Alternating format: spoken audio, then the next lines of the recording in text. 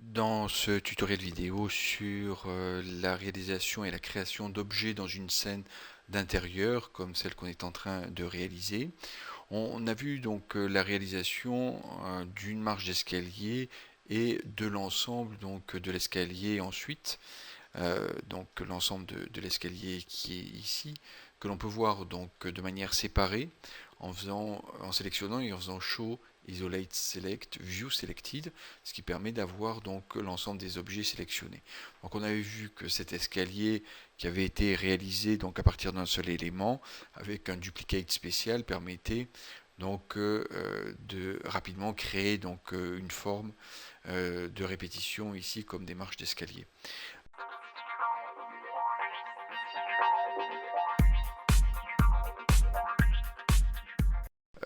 Donc maintenant, ce qu'on va faire, on avait vu qu'on pouvait donc combiner l'ensemble pour faire un seul objet polygonal. On avait terminé par cette opération-là. Donc ici, on a fait une légère marche arrière dans le sens où on est revenu avec tous les objets séparés. Donc on les a reséparés ici. Et donc on a la marche d'escalier 2, la première étant supprimée puisqu'elle n'allait pas bien sur l'ensemble donc du reste de la modélisation, mais ça revient au même. On est de la marche d'escalier 2 à la marche d'escalier 11 ici, donc on a effectivement une dizaine de marches ici. Et l'idée maintenant, c'est de pouvoir habiller donc d'une texture et d'un matériau pour donner l'impression, par exemple, de marche d'escalier en bois, chaque marche. Donc l'idée, c'est si on vient à habiller donc une des marches, quand on va dupliquer les marches, toutes les autres marches seront automatiquement habillées de la même manière, ce qui va nous permettre de réaliser une économie donc dans le travail que l'on pourrait avoir. Il est plus simple de venir travailler sur un élément isolé simple que sur un escalier complexe dont on aura combiné la modélisation. Alors, ce qu'on va faire ici, donc du coup, après avoir vu comment on crée donc un escalier, c'est de venir supprimer donc les marges d'escalier ici. On va renommer ici celle-ci donc 1, parce qu'on a supprimé la première, et on va venir ici travailler donc sur l'habillage donc de l'objet. Alors l'habillage de l'objet, ça consiste à venir plaquer d'une part une texture, comme un emballage, comme un papier cadeau sur un paquet cadeau, c'est exactement le même principe.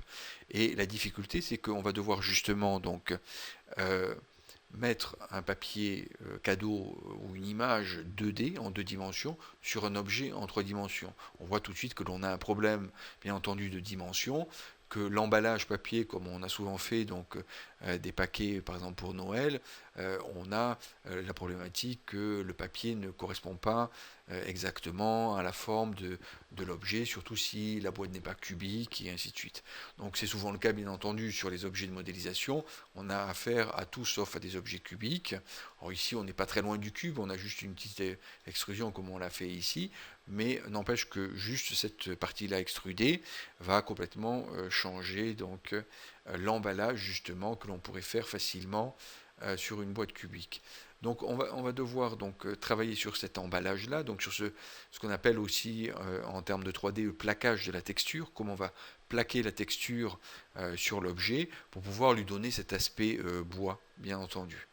Donc on va travailler d'une part sur l'objet, on va venir le prendre, et on va venir créer un premier plaquage justement général.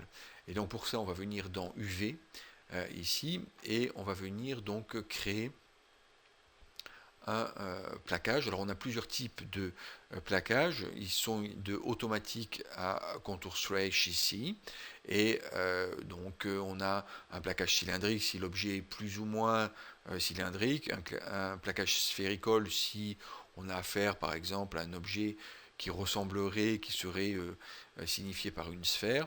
Et on a le plaquage automatique ici, c'est celui qu'on va utiliser maintenant, qui permet donc de venir décomposer l'ensemble donc des différentes faces des objets en un nombre de planes ici que l'on définit donc de 3 à 12 ici.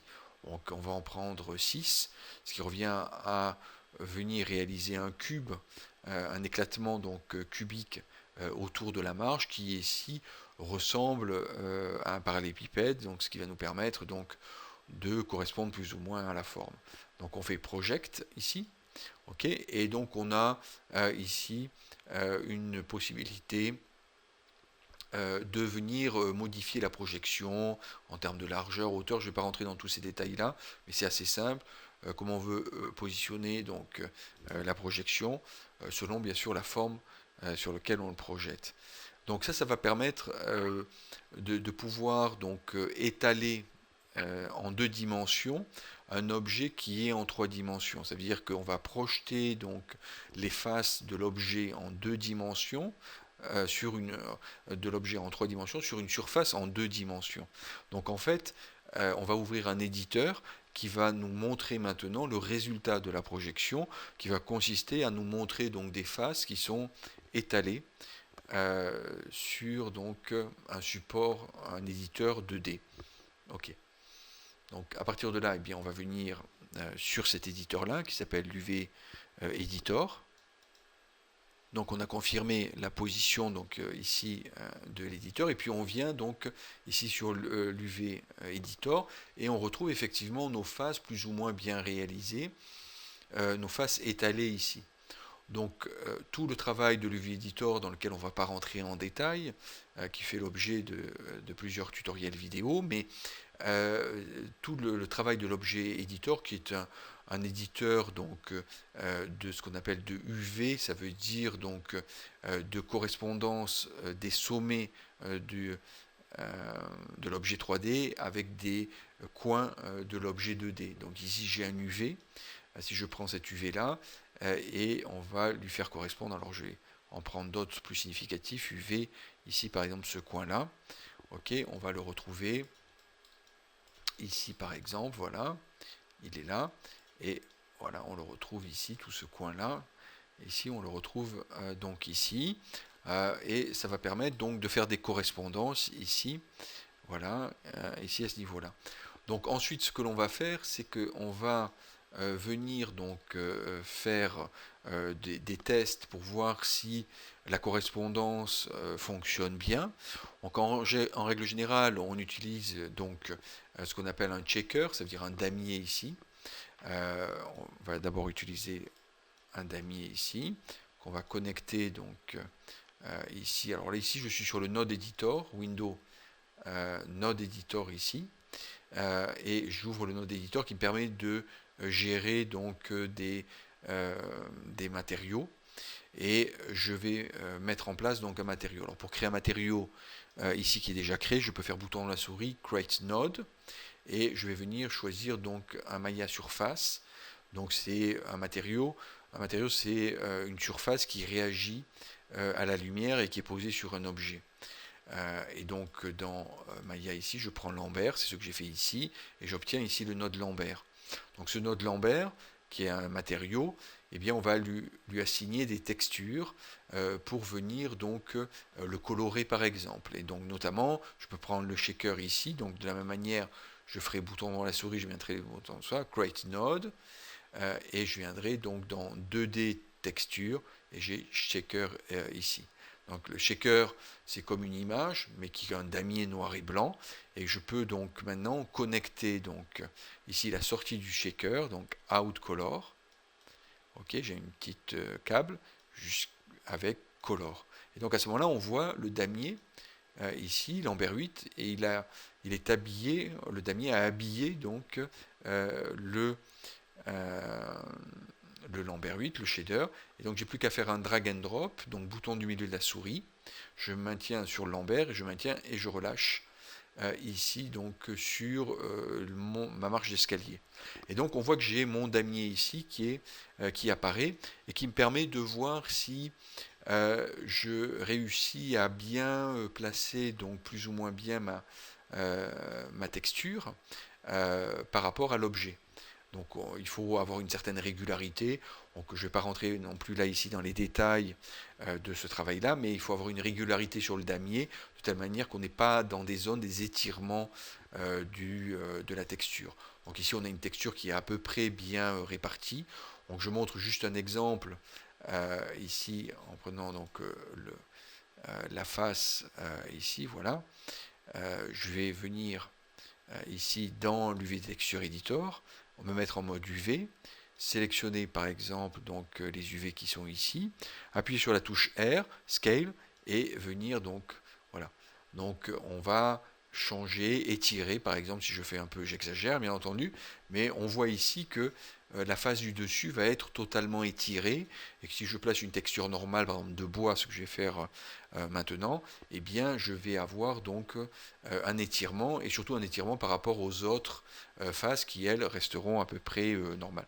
Donc tout le jeu, tout le travail de l'UV Editor, c'est de rassembler les faces les unes avec les autres, en venant coller donc les UV, les points UV et les arêtes pour avoir un raccord. Hein. Pour être raccord, on voit qu'on a une continuité ici donc dans le checker, de telle manière qu'on ait une continuité dans la texture. Et puis le deuxième point sur lequel on travaille dans l'UV Editor, c'est de venir calibrer l'étirement ou non, donc que tout soit dans je dirais à peu près dans la même dimension d'étirement ou non donc du damier ici. Donc le damier est assez intéressant pour maîtriser ce sujet-là.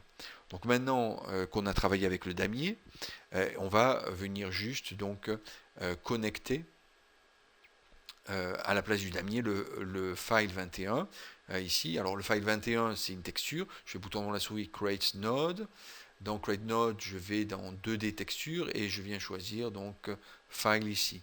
File me permet d'importer donc une texture de type bois, de type métal ou ce que l'on veut. C'est une photo en fait, hein, c'est une image JPEG, hein, une photo, et on va pouvoir donc venir donc sur ce file, venir importer donc notre image name ici, donc je suis sur le file 21, je clique ici à côté, dans ma liste, dans source image de mon dossier, je fais wood et je viens par exemple le charger, celui-ci, c'est celui que j'avais. Une fois que ce node là est prêt, eh bien j'ai plus qu'à le connecter, donc je clique sur la pastille, out color, ici, et je vais venir donc sur color, ça va débrancher l'autre, et hop, automatiquement, j'ai ma marche d'escalier ici qui s'est réalisée dans le sens où elle est devenue une marche d'escalier en bois, où on voit qu'on a une texture qui n'est pas trop étirée et qui est assez ressemblant donc du marche d'escalier en bois, enfin taillé dans le bois.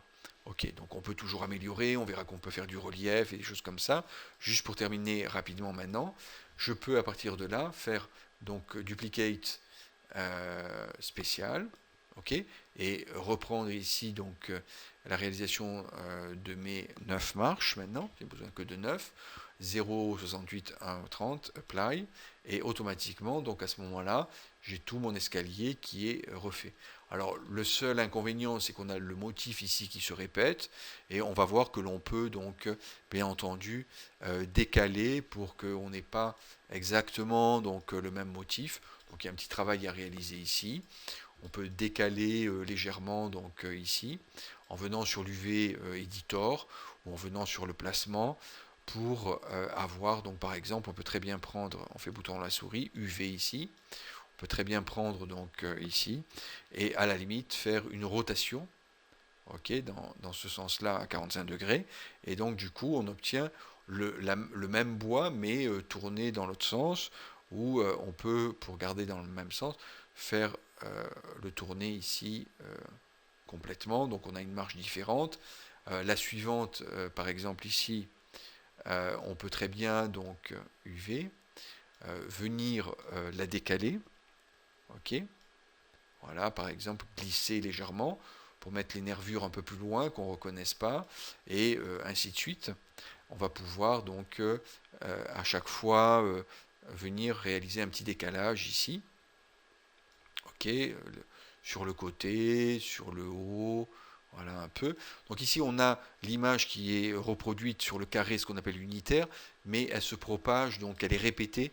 On ne le voit pas ici, on peut le mettre en apparence ici. Mais on a donc une répétition du motif, autrement, bien, on verrait que la texture s'arrête. Elle ne s'arrête pas, elle est répétée. Donc automatiquement, on peut éviter la répétition, mais par défaut, elle est répétée, ce qui nous permet ici de pouvoir donc décaler nos marches ici un peu comme on veut. Ok.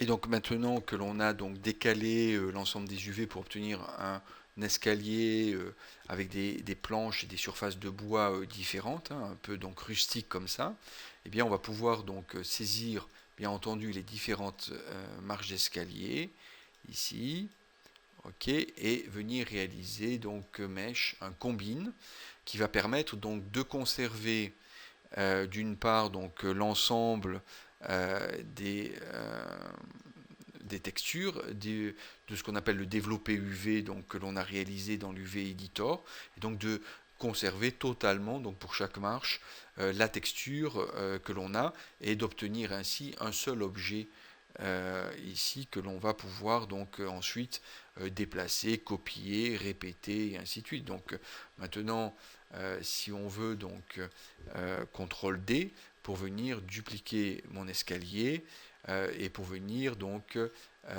le placer sur le pour aller à l'étage donc après le palier, donc je le ferai tourner ici, voilà, et ça me fera ma deuxième partie d'escalier. J'aurai plus que le plateau à faire ici, ok, voilà, et j'aurai le plateau entre les deux à venir réaliser bien entendu.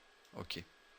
Donc voilà pour l'escalier ici qu'on va pouvoir donc maintenant mettre en place donc dans notre scène d'intérieur que l'on a réalisée.